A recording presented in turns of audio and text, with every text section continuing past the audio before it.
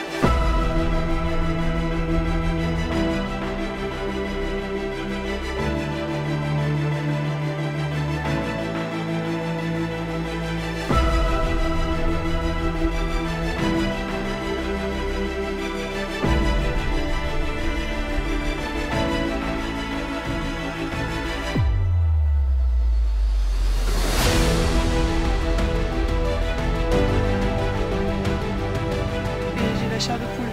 Il y a des énergies de malade, j'ai les doigts, les pieds qui picotent et tout. C'est un truc de fou.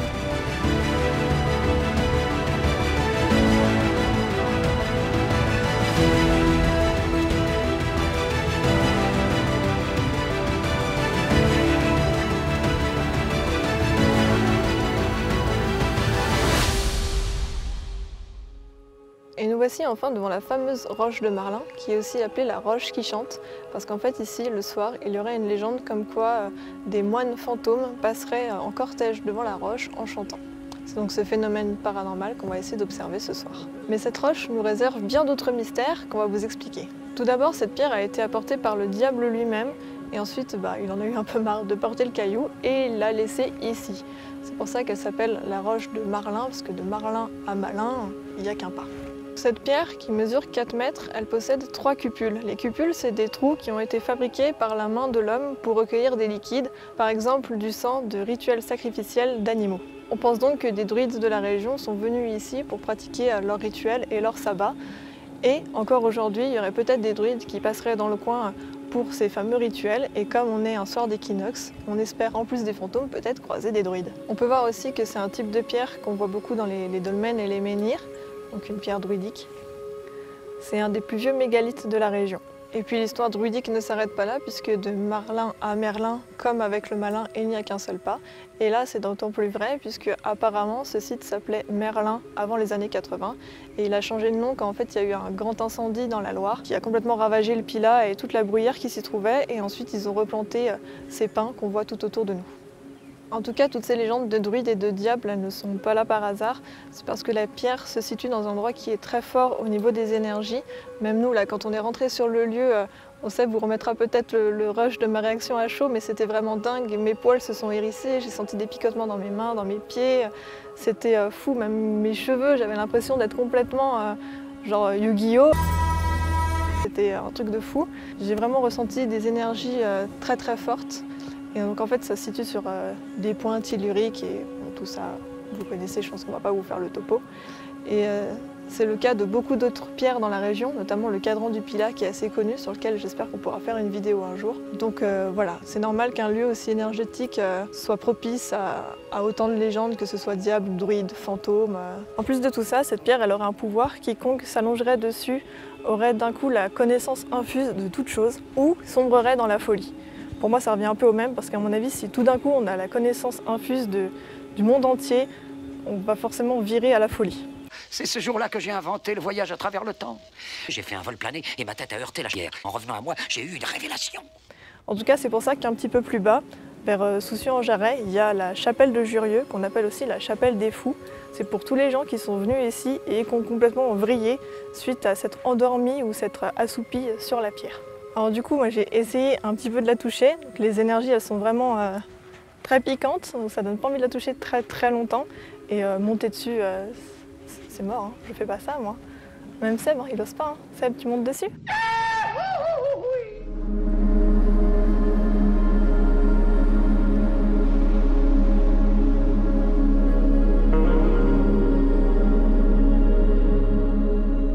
On peut observer 3 cupules creusées par l'homme, ça c'est assez impressionnant.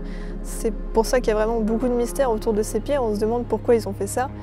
Évidemment, on pense tout de suite aux druides, aux sacrifices d'animaux, mais peut-être qu'on est complètement à côté de la plaque. Hein. On n'est pas historien, c'est vraiment des légendes. Et nous, on fait que vous raconter les légendes qu'on a lues dans les livres ou sur Internet. Et il y en a 2 qui sont reliés du coup par une rigole. Donc on peut penser qu'ils sacrifiaient peut-être l'animal en haut et que le sang après s'écoulait sur la pierre jusqu'ici pour ensuite s'évacuer. Et qu'ainsi le rituel pour les dieux anciens, celtes et gaulois, était accompli. Dans les légendes aussi un peu du coin, il y a quelque chose qui date de très longtemps, au Moyen-Âge, quand on croyait encore à la magie. Les gens du coin pensaient que la pierre était gardée par un dragon. Et la légende raconte même qu'un chevalier serait venu ici pour voler une perle au dragon. Alors je pense que ce soir on ne va pas croiser de dragon, hélas. Malgré le feu qui a ravagé la Loire, j'ai bien peur que les dragons soient définitivement partis. Donc on va plus espérer les fantômes et les druides. Du coup, c'est des moines fantômes qu'on va essayer d'observer. J'espère qu'ils vont oser se montrer aux païens que nous sommes. Hein. Pas gagné. C'est pas gagné? Non, ça j'ai pas fait exprès par contre.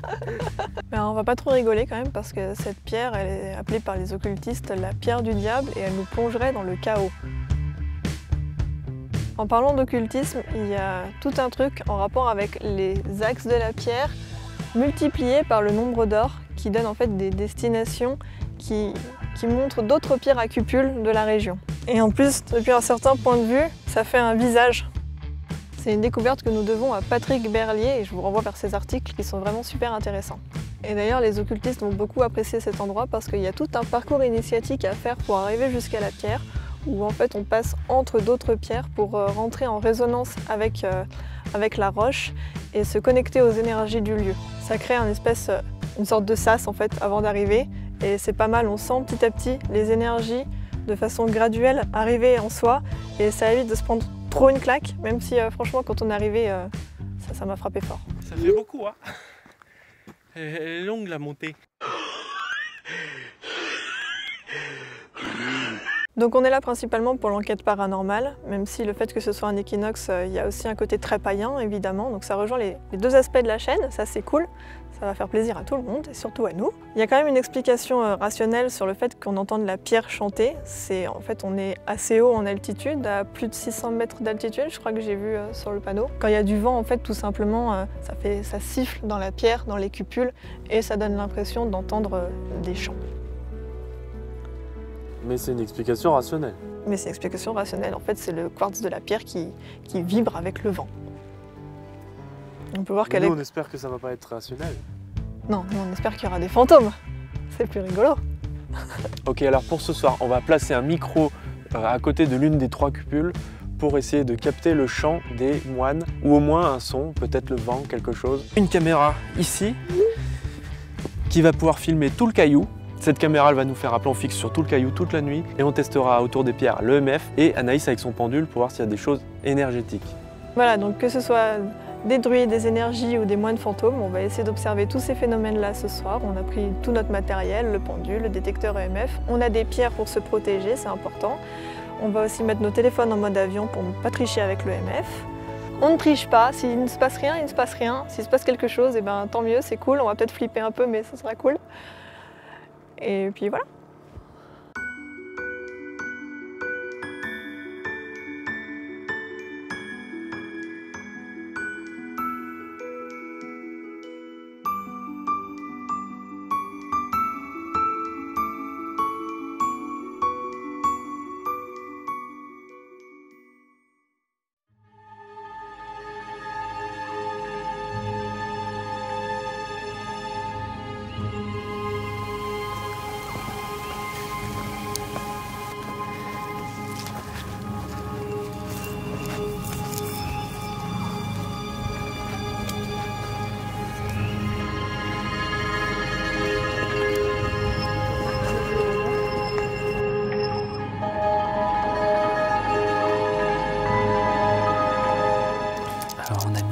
caméra ici en infrarouge qui filme la roche qui est là. Bon, elle ne peut pas aller très très loin parce que l'infrarouge ça va pas très très loin.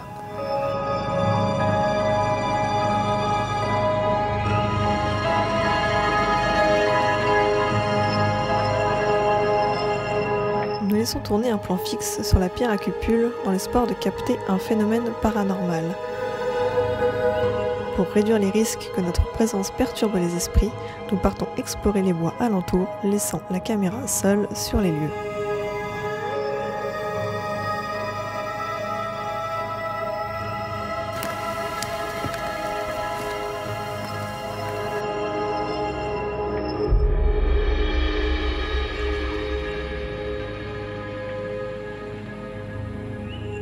Du coup, cet après-midi, quand il faisait jour, j'ai déjà fait un petit peu de pendule. J'ai vu qu'il réagissait énormément et qu'il indiquait la roche.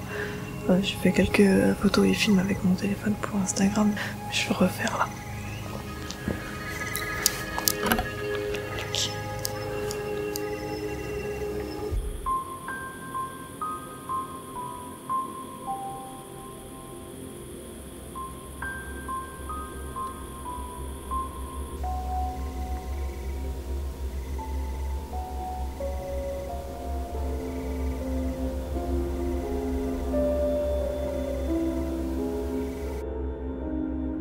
Nous constatons que le pendule réagit fortement aux énergies de la pierre.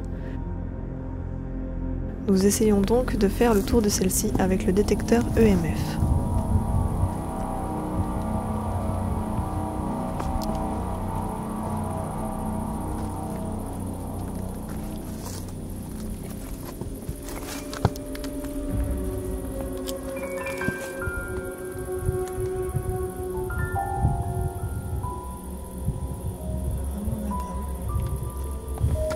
Mais cela ne donne aucun résultat.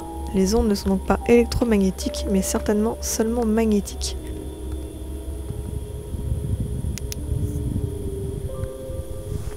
Est-ce qu'il y a quelqu'un parmi nous ce soir?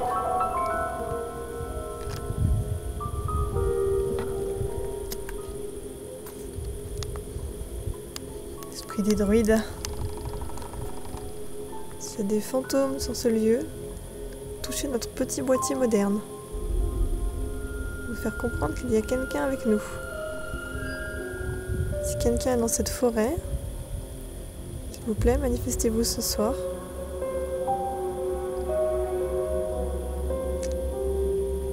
Est-ce que quelqu'un est avec nous autour du rocher? Une présence intelligente, un esprit, un défunt.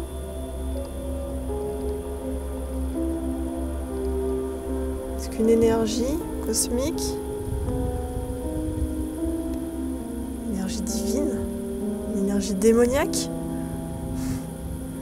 Est-ce qu'une entité démoniaque vit sur ce rocher? La roche du diable, la roche du malin? On a fait plusieurs tests, on a resté planqué un bon bout de temps, mais on n'a rien entendu chanter, on n'a rien vu non plus.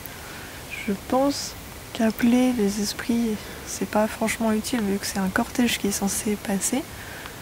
Donc on surveille les 3 chemins qui mènent au rocher depuis tout à l'heure, mais personne n'arrive. Mais par acquis de conscience et pour faire l'investigation jusqu'au bout, on va quand même essayer de poser des questions tout en surveillant le MF. Est-ce qu'il y a quelqu'un autour de la pierre? Est-ce que votre esprit est autour du rocher? Des druides peut-être? Des moines? Des Gaulois qui ont été sacrifiés pour les dieux? Un randonneur perdu? On sait jamais. Des énergies, ça oui, ça c'est sûr. Une roche mystérieuse aussi, ça oui. Mais pas d'esprit, quel qu'il soit. Encore une petite chance de vous manifester. On a envie d'y croire. On est là parce qu'on y croit. Une petite preuve de l'au-delà, ça nous ferait plaisir, nous conforterait dans notre idée.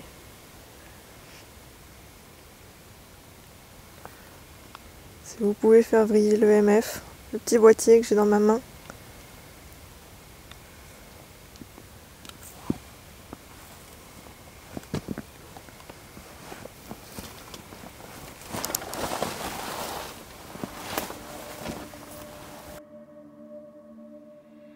Malgré notre patience et persévérance à tenter de croiser les esprits de ce lieu, notre enquête ne donne aucune preuve de l'existence de l'au-delà, pas même sur le plan fixe qui a tourné plusieurs heures. Nous sommes d'autant plus frustrés que le soir de l'équinoxe est notre seule chance de l'année pour apercevoir ou entendre ce phénomène de hantise.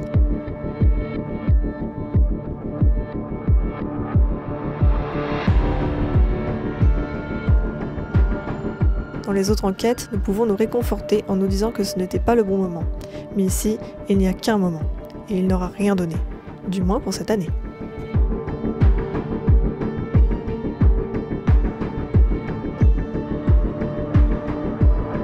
Alors on est presque de retour dans le village de Jurieu, donc on va vous dire au revoir ici pour pas déranger les habitants. Donc pour conclure, on n'a pas vu de moines fantômes, on n'a pas vu de druides, mais alors, par contre les énergies elles sont vraiment très intéressantes, elles sont très très fortes. Donc si vous êtes réceptif à ça, si vous pratiquez le magnétisme ou ce genre de choses, vraiment c'est un lieu à voir et à venir sentir parce qu'il est vraiment très très très fort. Pour cette vidéo, on veut vraiment remercier Didi Chandouidoui parce que c'est grâce à son application Légendex qu'on a pu trouver le lieu. Et on remercie également Patrick Berlier qui a écrit de nombreux articles sur le rocher.